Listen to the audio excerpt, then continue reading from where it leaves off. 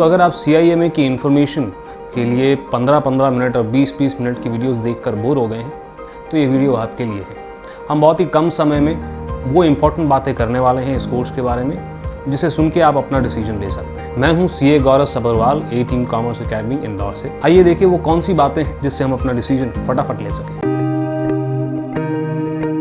Welcome to career Tuesdays. इस channel पे हर ट्यूसडे आपको एक करियर रिलेटेड वीडियो दिखेगी। सबसे पहले तो ये जानना जरूरी है कि ये कोर्स आपके लिए है कि नहीं। आप जॉब के लिए जा रहे हैं तो भाई 180 प्लस कंट्रीज के अंदर CIMA का रिकॉग्निशन है एंड देयरफॉर जॉब अपॉर्चुनिटीज तो एम्पल है। इनफैक्ट आपको इंटरनेशनल जॉब अप्लाई करने के लिए कोई ब्रिजिंग एग्जाम, एक्स्ट्रा एग्जाम देने का जरूरत नहीं है। आप डायरेक्टली जॉब अप्लाई कर सकते हैं। और ये CIMA लंदन का जो इंस्टीट्यूट है ये 100 साल पुराना इंस्टीट्यूट है, यानी कि काफी समय से ये लोग इंडस्ट्री में हैं और अभी भी रेलेवेंट हैं।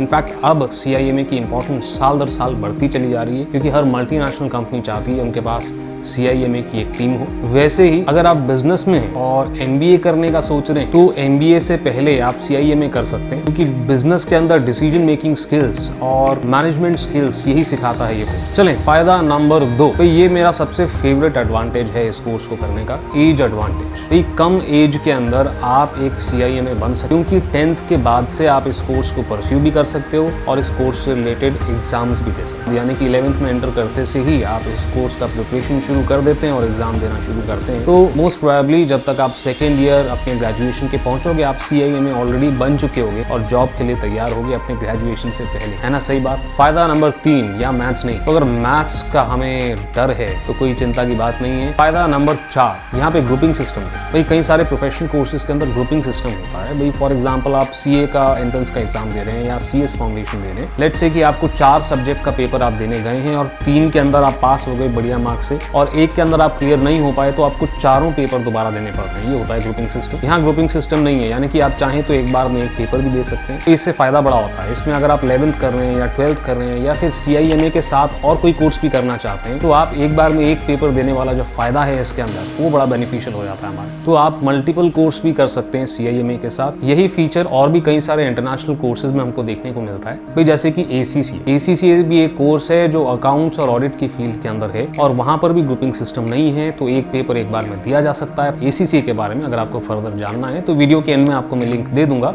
और डिस्क्रिप्शन के अंदर भी इसका लिंक छोड़ दूंगा, आप क्लिक करके वो भी देख सकते हैं। फायदा नंबर 5, सर इसके अंदर समय कितना लगेगा कंप्लीट करने के लिए हमको और क्या इसके अंदर कोई एग्जाम्शंस भी मिलती हैं हमको? तो भाई देखो ऐसा है कि ये कोर्स वैसे तो 3 साल में खत्म हो जाता है। तो भाई अगर आपने प्रिपरेशन इसकी शुरू करी है 11th से तो मोस्ट प्रोबेबली आपके ग्रेजुएशन के सेकेंड ईयर तक आप इसे कंप्लीट कर। और अगर आपने 12th के बाद शुरू किया है तो ग्रेजुएशन के साथ साथ CIMA आपका कंप्लीट हो जाएगा। अगर आप ऑलरेडी एक चार्टर्ड अकाउंटेंट हैं या आप एक MBA हैं तो आपको सिर्फ और सिर्फ 5 पेपर देने होते हैं इसके अंदर। ये 5 पेपर पढ़ने में, प्रिपेयर करने में और एग्जाम देने में साल सवा साल आपको लग जाएगा। चलिए, मैंने आपको प्रॉमिस किया था कि मैं कुछ 5 फायदों की बात करूंगा, मगर एक बोनस एडवांटेज मैं आपको और बताता चलता हूँ कि भाई जैसे आपने CIMA कंप्लीट कर लिया, अब आपका मन थोड़ा इधर उधर डोल रहा है, आपको लग रहा है कि नहीं मैं अकाउंट्स एंड ऑडिट की फील्ड में भी जाना चाहता हूँ, वहाँ एक्सपर्टीज करना चाहता हूँ, तो वो रास्ता भी आपके लिए ओपन है।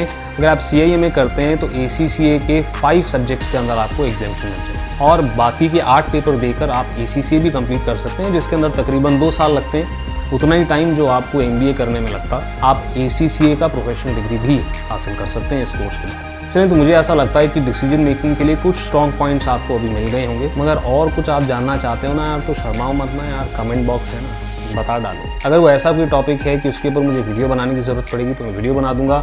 अगर कोई छोटी मोटी सी क्वेरी है तो डालो ना कमेंट बॉक्स में, बिंदास मैं रिप्लाई करूँगा इमीडिएट।